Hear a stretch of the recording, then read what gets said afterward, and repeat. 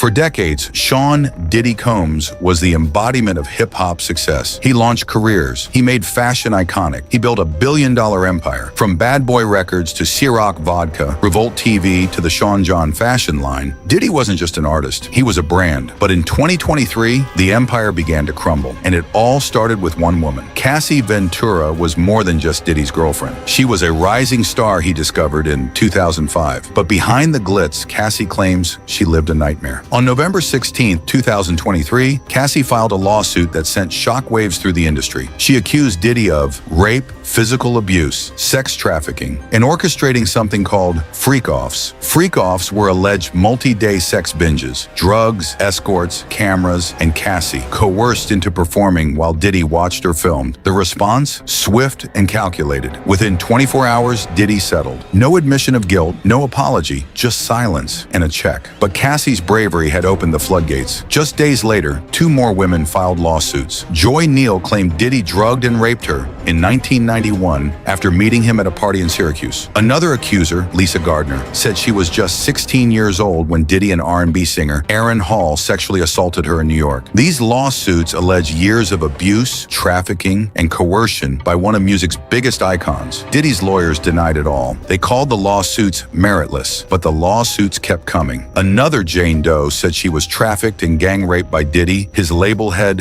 Harve Pierre, and another man. The pattern was growing impossible to ignore. Diddy's billion-dollar image was burning fast. He stepped down as chairman of Revolt TV. Brands began pulling out. Sponsors went silent. Friends distanced themselves. Even longtime allies were quiet. The empire wasn't just cracked, it was collapsing. In January 2024, another bombshell dropped, this time from a male accuser. Rodney Lil Rod Jones, a music producer who worked with Diddy, filed a federal lawsuit. He accused Combs of sexual harassment, drugging, and groping, and trying to force him into group sex acts with escorts. He also claimed to have seen illegal firearms, underage girls, and secret surveillance systems throughout Diddy's mansions. And he wasn't the only one making those claims. Then came March 25th. Homeland Security raided both of Diddy's mansions coast to coast simultaneously. The raids were part of a human trafficking investigation. Two of Diddy's sons were detained and released. Diddy himself was out of town, but he was now the prime target in a full-blown federal case. That same week, a leaked video allegedly showed Diddy assaulting Cassie in a hotel hallway, just like she had described. The world was watching. In May 2024, authorities made their move. Diddy's private jet was intercepted. He was taken into custody and denied bail. He now sits in a Brooklyn jail, awaiting trial on charges that could send him to prison for decades. From red carpets to federal courtrooms, from billionaire mogul to inmate, Sean Combs is now the centerpiece of one of the darkest scandals in music history. Diddy has denied all allegations. His lawyers say it's a setup, a smear campaign, that the truth will come out in court. But for his accusers, many of whom stayed silent for years, the truth is already out. And for the man who once ruled the music industry, the fall may be just beginning.